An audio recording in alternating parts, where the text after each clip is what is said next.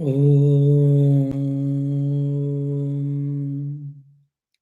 Asato Ma Sadgamaya Tamaso Ma Jyotirgamaya Mrityorma Amrutangamaya Om Shanti Shanti Shanti Harihi Om. My dear devotees, after long gap, we are discussing Karma Yoga, the path of selfless action. It is the 16th lecture. We have tried to understand a couple of things. And why do we have to understand? Because from our birth to death, we have to keep on working physically, mentally, intellectually, emotionally, and also at spiritual levels. So, work is alpha and omega of the life, we can say.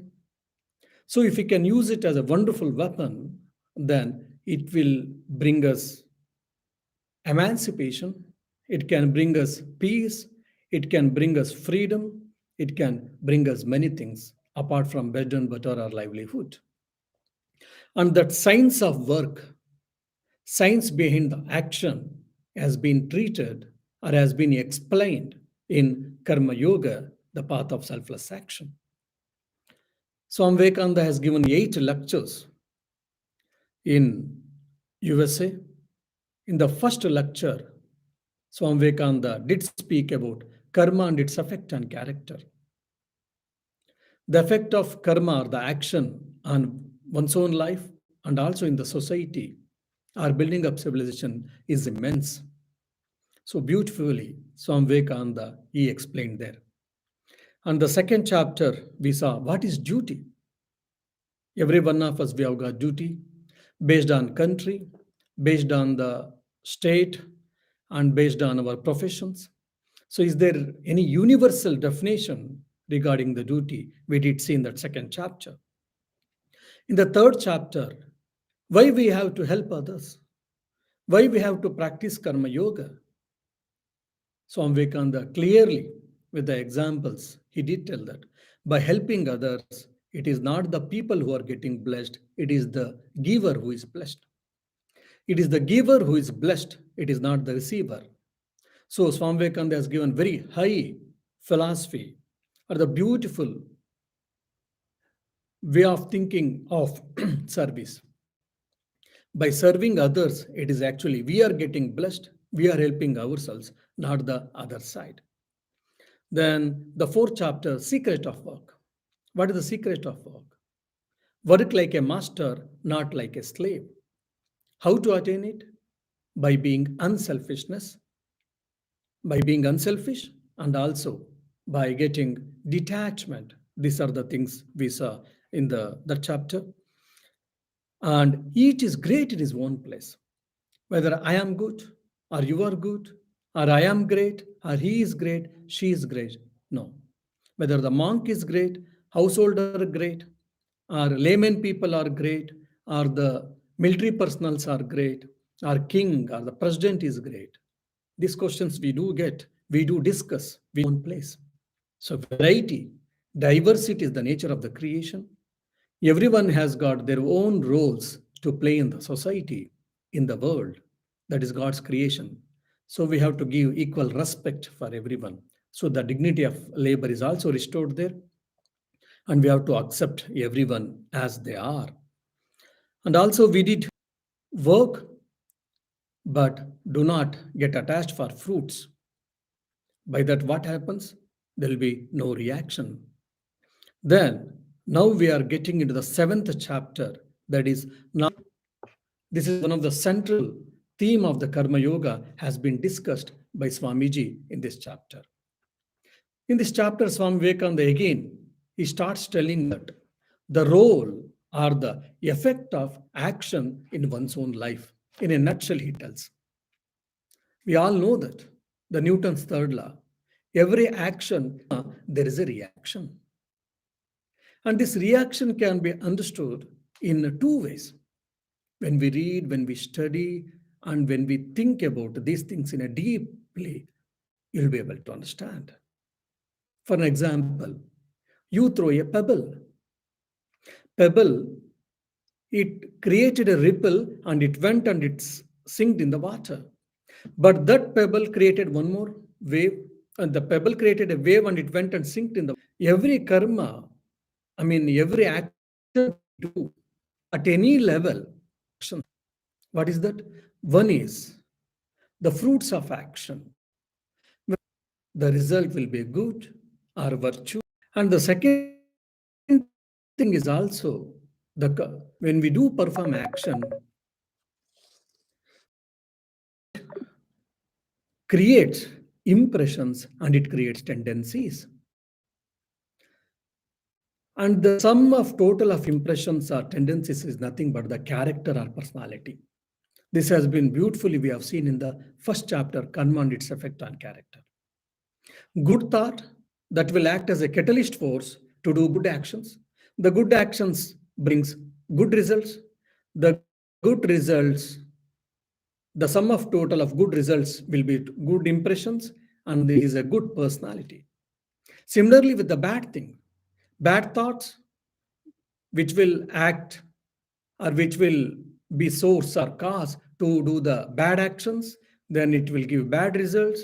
Then his character or personality will be bad. He is called evil person or a bad person. And this is seen at the individual level. And Swami Vivekananda here, he extends and he says that when I think a good thought, that is just like a pebble created a ripple, a wave, simple wave, like that, every thought creates so many vrittis, so many waves in our mind. And that one thought will create one more thought, that will create one more thought. So multiple of thoughts, chain of good thoughts are created in our mind. Similarly, if I think a bad thought, so multiple of bad thoughts also can be created by that one single bad thought. That is at the individual level. And at the society level or at the cosmic level, these thoughts travel afar. So when I'm thinking good thoughts and I'm emanating good thoughts, and these good thoughts are in a universally, it is traveling in the n number of directions in a multiple way for hundreds of thousands of kilometers. Either with the good thoughts or with the bad thoughts, it is same. Then some person who has tuned himself to that particular frequency for a good thoughts, he will receive that good thoughts and he will be benefited from that good thoughts. Similarly, I'm thinking very strongly bad, so I have got that similar mindset. It's seen very clearly in our life. Now, you may think, how to understand this? Swami Vivekananda himself gives a beautiful example. And all the 10 stringed instruments are tuned with a particular frequency. Say, for an example, 256 hertz. All the string instruments are tuned for 256 hertz. And just I played a, a string of one particular instrument, then all other instruments start reverberating. I only played one instrument and I played only one instrument and just a string, but so 10 or 15 instruments which were there in the very string instrument started reverberating, started playing. Why? Because same frequency. Whoever has studied resonance, they'll be able to understand this. That means when I am thinking of good, I will be also opening my mind universally for good thoughts to enter. And when I'm thinking bad thoughts, at the same time, I am opening myself universally to receive bad thoughts as a medium. That's the reason in the Vedas, thousands of years before, they told, Bhadran Karnevi Shrunuyama Devaha. Oh God, let all the good thoughts, let us hear more and more good thoughts. Bhadram Pashe Maksha Bhirya Jatraha. Let us see more and more good things. Let us see more and more auspicious things. So probably they were aware of these signs, scientific truths. That if I am hearing good thoughts more and more, this medium, the body medium, will receive more and more good thoughts, and I'll be a good person. And also, I will emanate the good thoughts, and I will be the cause for the goodness of the society or goodness of the universe. What a beautiful idea. Here, we are getting scientifically, psychologically, why I should be good. By being good, two things will happen. I will be good and I'll be doing good actions. I will have a good character, good personality, and that which I will get virtue and that will help me. And at the same time, I will be emanating good thoughts to the society also. So by that, I will be benefited and society is also getting benefited to larger extent. And similarly, if I'm thinking bad thoughts, if I'm encouraging bad thoughts in my mind, that means I am becoming bad. My impressions are getting accumulated worse so that the people will get bad thoughts. You are not aware of it, consciously or unconscious, and how much we should be careful from this Swami Vivekananda's statement or utterances, we are able to understand. We should be able. So thoughts travel afar. Even in the science, they're telling that thoughts will travel even with a great speed. That the light in the universe, the light is the thing which travels very fast. Thoughts can travel fast. It is accept it. So we have to be careful. And once Swami Vivekananda met a great saint called Pavahari Baba in northern part of India. He was a great saint. Pavahari means Pava means wind or air, Ahara. Who has made the air as his food, he is called Pavahari Baba. Baba is saint.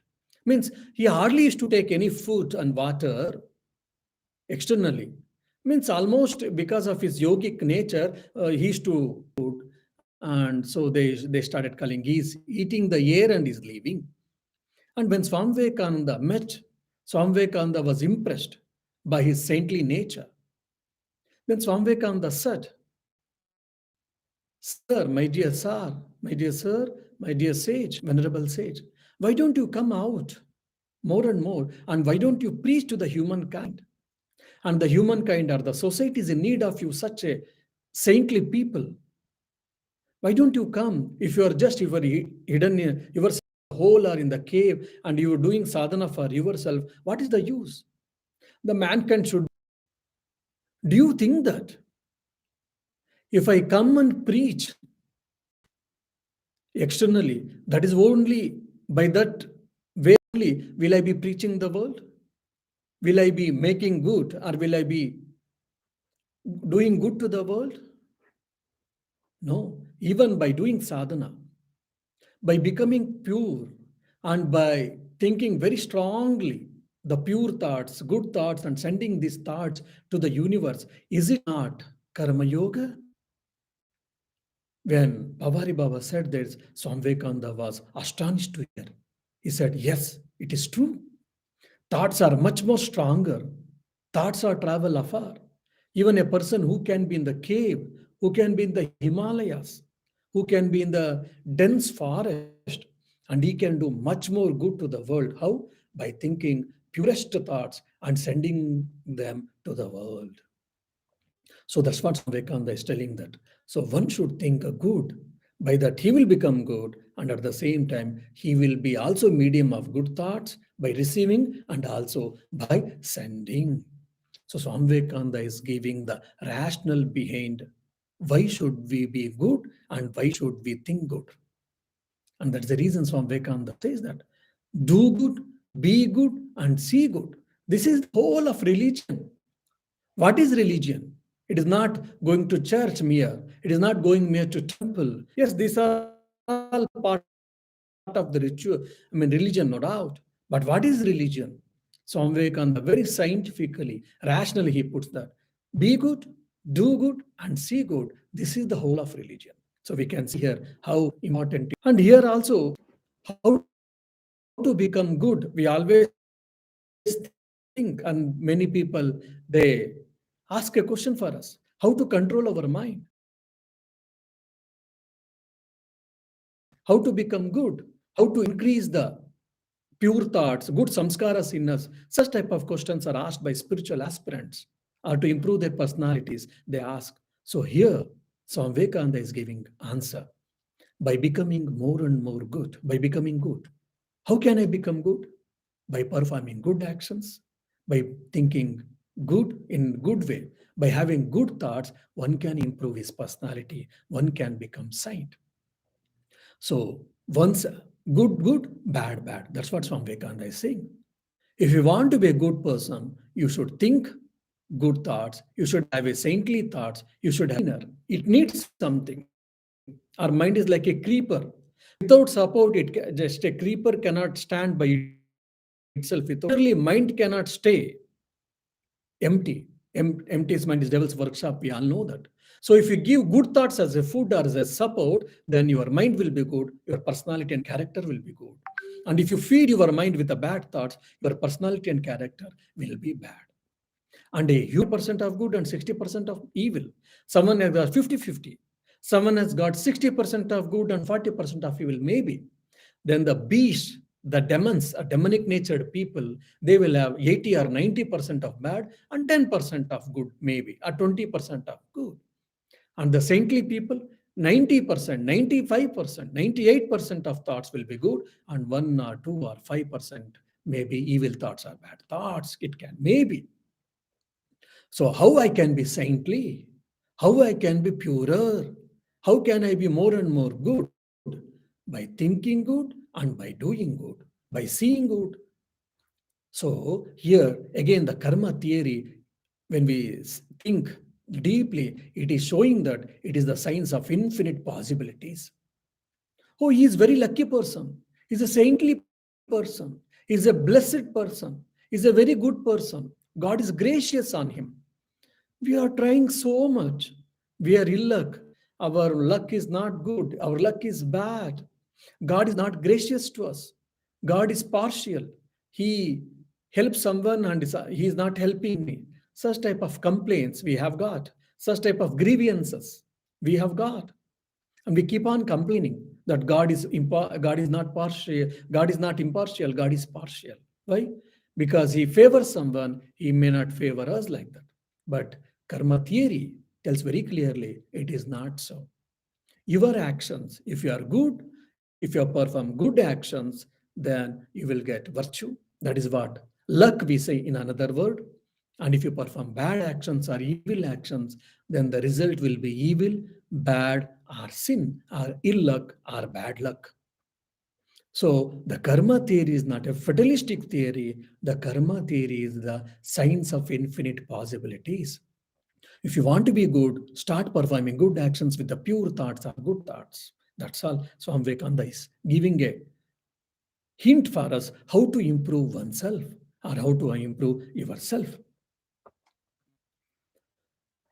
And by doing good, what happened? We are getting really benefited actually. And you may say that, okay, by doing good actions, I'm getting benefited. And if I performing or by doing bad actions, it is really, I am the loser, I am getting damaged, fine.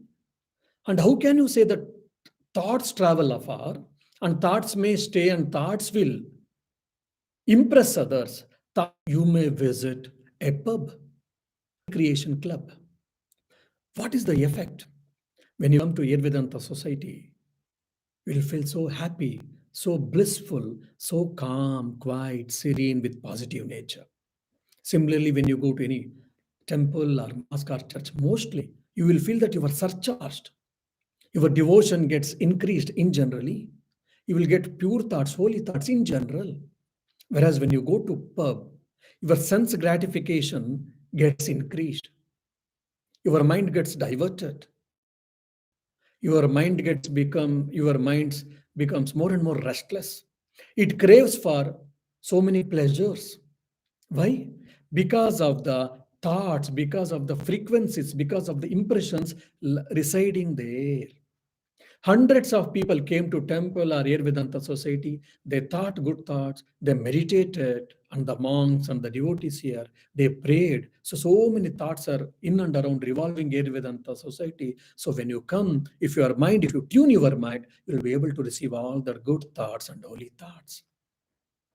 Similarly, when you go to pub or club, there people want to have a merrymaking, they want to enjoy, they want to dance, they want to drink, and they're doing such actions, and that type of thoughts they are having in their mind. So that thoughts are present, residing in that particular area. So when once you go there, so whatever such type of desires, if you are there in your mind, so that is awakening, that will be get awakened.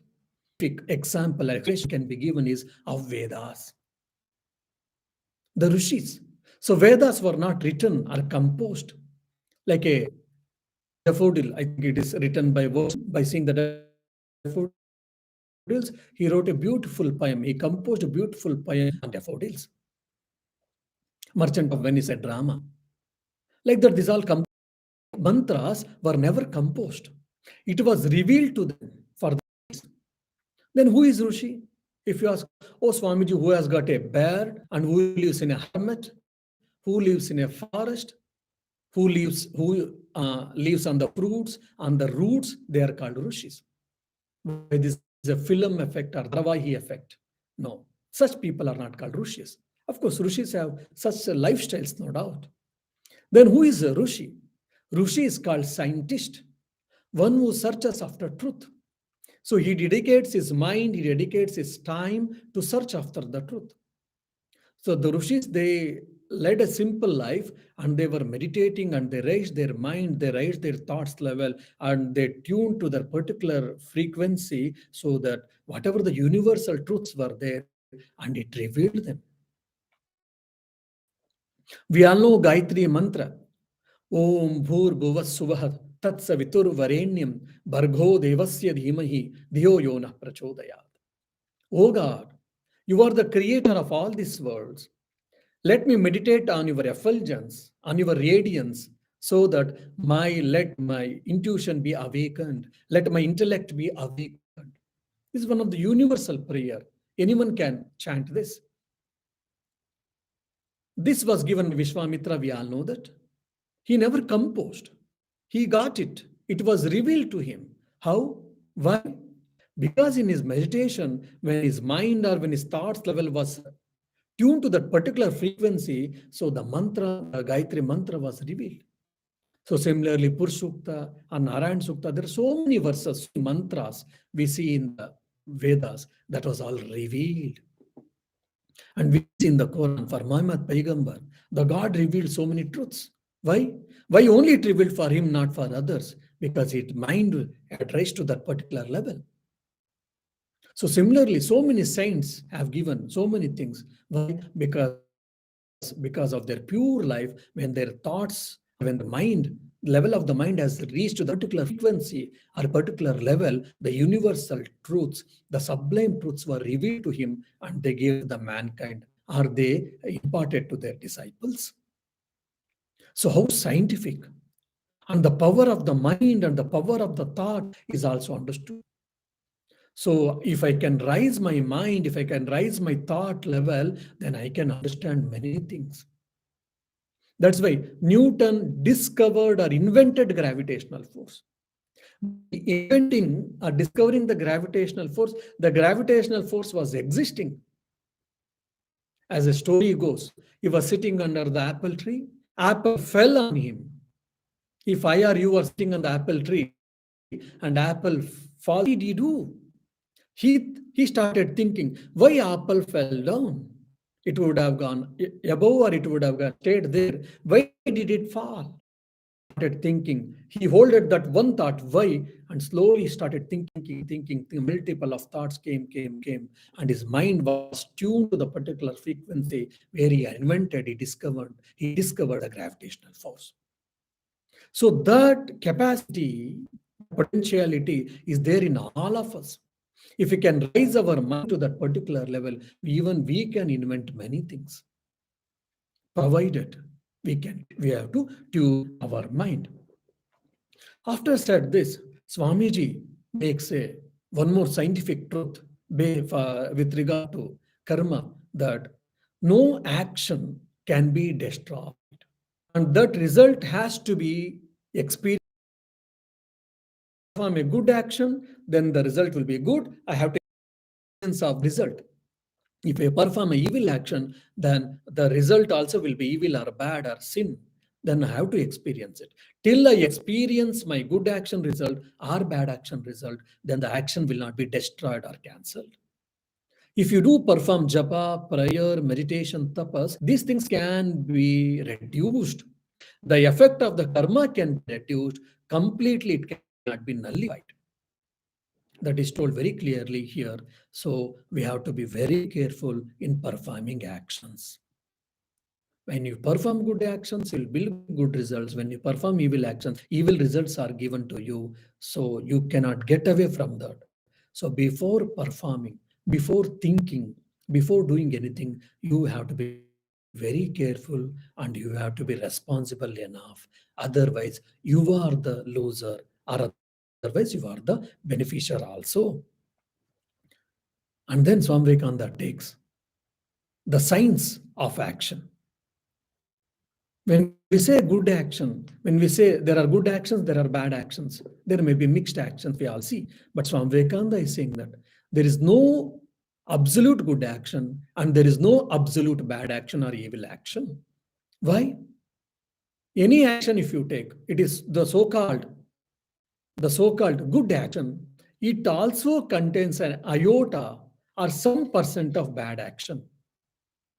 And even it may be the baddest, the evil action, even in that evil action, then iota of some percentage of goodness will be there. Swami Vivekananda is telling that. How to understand this? He gives one example. Now I'm giving a sermon. I am giving Swamiji, me all these things. So because you are getting benefited, probably you are feeling happy. Your questions are getting answered, probably you are fine. But now whenever I'm talking, a certain amount of heat is produced here. Because of that heat, the in and around microbes, bacteria or virus or microbes, whichever is there, they may get die, they may get destroyed. So many people are getting benefited from my body or from my mouth because that in and around the microbes which are there, they may be dying. And similarly, many leaders in many countries, they're very corruptions. It's full of corruption. Yes, the taxpayers benefits, no doubt. It's an evil action, but at least he and his family is getting benefited from that riches. So that doesn't mean that, Swami, then do you think that, or are you supporting the corruption of the politicians? I'm saying no, no, not at all. Not at all. Only I'm saying that even one person who is uh, accepting, I mean, who is doing this corruption, who is involved in this corruption, he and his family is getting benefited from that money. So even in any such, some goodness is there. Means Nanda is telling that there is no absolute bad action is there or possible, no doubt. But to get away from these results, to get away from these reactions, then what is the way out? To you perform selfless action, you perform action with unselfishness, then neither you will be perturbed or disturbed or benefited by good or bad, you will be beyond this. So this is the importance of, and this is the necessity of karma yoga or the selfless action. They take a piece of cloth when they are talking. Why? Because by my talk, by the heat which I give, many in front of their mouth while talking.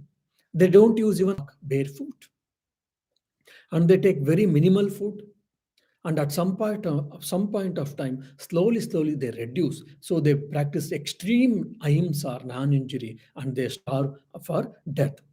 So that may not be very appreciable for most of us. Instead of that, we should start performing good actions as much as possible and without expecting any results. Then I will not have any effect. So this is the only way to get from this vicious circle of action or vicious circle of samsara. That's why Swami Vivekananda says that the perfection can never be attained by work. Immediately you may start thinking, Swamiji, Swami Vivekananda, either you do by work, means selfless action, or either by psychic control, that is Raja Yoga, either by Bhakti Yoga, the path of love, or Vedanta says that perfection can never be attained by work. That means what? We feel that, okay, I will do work so much and I will be perfect person and I can do anything and everything. Fine. I can change the world. I can change myself. I can change many things. All these things we say. Or at some point of time, we feel that in the house, okay, today I have cleaned every part of my house. So all my work is finished. And you feel that, okay, all work is done. Tomorrow again morning, again work starts. You have to prepare your breakfast. You have to eat and you have to clean it. Then that is done, it is ended. No, again you have to clean and you have to appear for afternoon lunch, you have to clean and do. And some guests may come and you have to prepare bedding and other things for them, and after going you have to clean, and evening again you have to prepare for snacks or whatever, night. So similarly our earning, okay, I have got one desire to have an house, that is enough. You got a house, then you think I should fill this house with good furnitures. You fill with the good furnitures. Fine. But some new furniture has come in the next house that looks so beautiful, even I should get it. So, like this, the desires are endless in our life. From our birth to death, if you see, it keeps on extending. We think that, okay, this one, once we get it, that's it. I don't seek anything, I don't desire for anything, but it is not so. So, the desires are endless. So similarly, one work, if you finish it and this is done, means again one new work, new task will be waiting for us. This is like vicious circle. There is no end. It is just only three dots.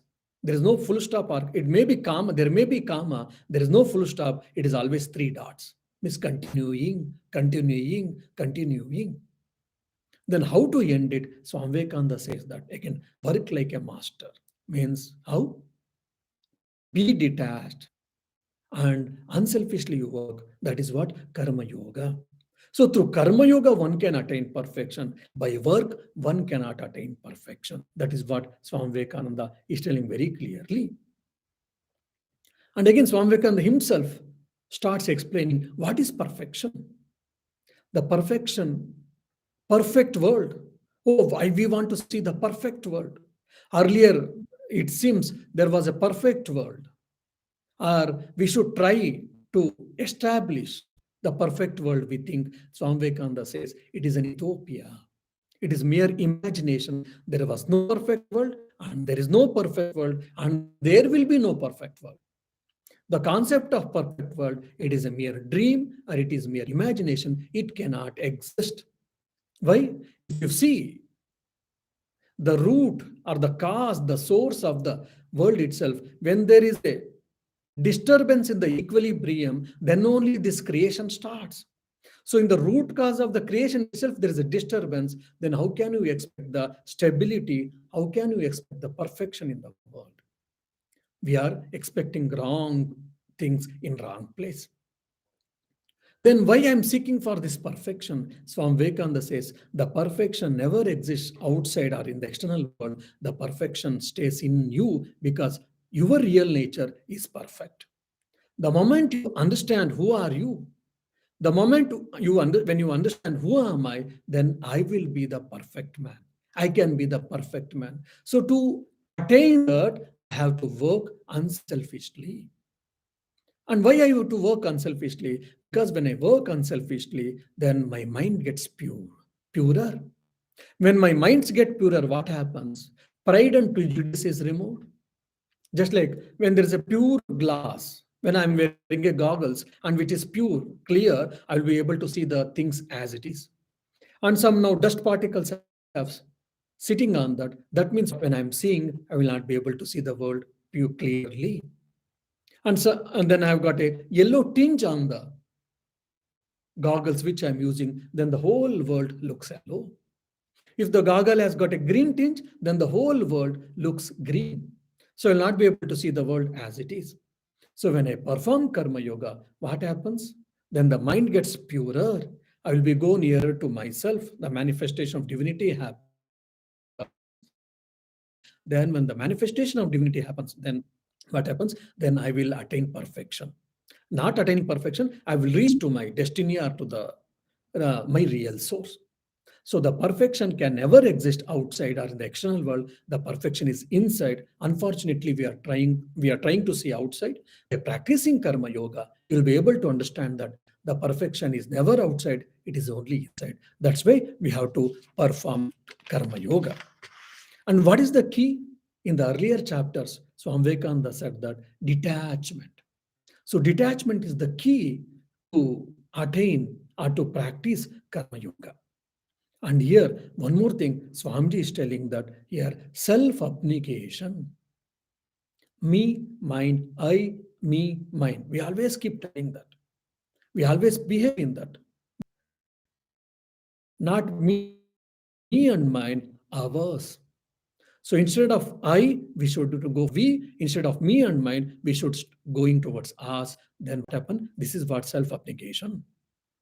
So, in the same idea has been given by our ancient rishis thousands of years before Vasudhaiva Kutumbakam. The whole world is a Kutumba. He may belong to any religion, he may belong to any country, he may belong to any sect, he may be of any social status, never mind. But all of us, we should live as a family people, one family life. Vasudhaiva Kutumbakam. What a grand idea. What a magnanimous idea. So the self-abnegation has been seen, can be seen very clearly in this Vasudhaiva Kutumbakam. I should start loving everyone in everyone. When I can see that, when I can practice it, when if I am able to establish in that, then I am perfect soul, I am the realized soul. That's what Swami Vivekananda is saying. Then you may get also a question. Then there is no work called good work. Then there is no work called absolute good work or absolutely bad work. Then should we stop working? Swami Vivekananda says that no, you can't stop working. You have to work, but you don't be attached to that. Then will not have an effect of goodness also in you. There will be not an effect of badness also in you. Not only that, whatever is there already in your stock, that also will be slowly it will be reduced. Now, how to understand this? Now I have good, golden chain or a iron chain that is binding me. So when you desire for fruits of action, when you perform, so they are binding you. And when you karma yoga, what happens? One is it is not a chain, golden chain or iron chain. When you perform karma yoga, then whatever is there already, so many rounds, slowly, one by one, it gets removed. So that's why by practicing karma yoga, one can attain realization. Attains the bhakta, whatever he attains, the path of attains. How it is attained by karma yoga? It is by self-abnegation, means removing off or destroying the I, ego. And this is beautifully told by Sri Ramakrishna in Kachami, means unripened ego. All of us, we have got unripe ego. So we always think about ourselves only. So that has to be real. How that is possible? By practicing karma yoga. The key is one is detachment, Swami Vivekananda told. The other key of the Swami Vivekananda's karma yoga is entire self-abnegation. Not I, you, or we. Not me and mine, it is us. When we can have this type of attitude and we can perform actions, then we'll be able to perform selfless action or karma yoga. And this path of selfless action, either you work in office, either work in a housewife, or you are teaching, or you are giving a sermon, or you are doing farming in the land, whatever actions you may be doing. But if you can practice in the selfless way, for to attain self-abnegation, then if you can attain self by practicing this, you'll be able to attain self-abnegation. Once you attain self-abnegation, that means you'll be realized soul. That's we can see very clearly in the life of Swami Vivekananda, in the life of Sri Ramakrishna, in the life of Jesus Christ, in the life of Buddha. Buddha never cared for himself, he cared for the humanity. Same thing in the Jesus life. He was crucified. Even at that juncture, he prays, "Oh God, what these people are doing, they are not aware. Please excuse them." So self-abnegation can be seen very clearly in all these great people because they had so much compassion, magnanimous heart and magnanimous mind. Their mind and their heart was so huge, so wide, so enormous. Vishalata, we say in Sanskrit. That is what self-abnegation Swami Vivekananda is saying. So we have to attain this self-abnegation. Once we can attain self-abnegation, then we'll be able to have self-realization. So this is the uniqueness of Swami Vivekananda's Karma Yoga. By practicing Karma Yoga, one can attain self-realization has been the contribution of Swami Vivekananda in the present day.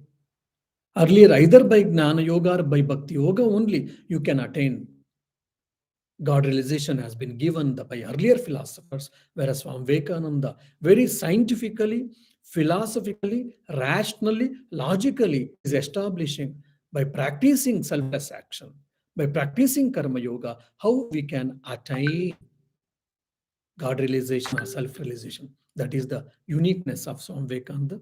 In the forthcoming days, in the next week, let us try to understand how to attain this self abnegation in a more way. And let Swami Vivekananda bless all of us so that let us try to attain this self abnegation.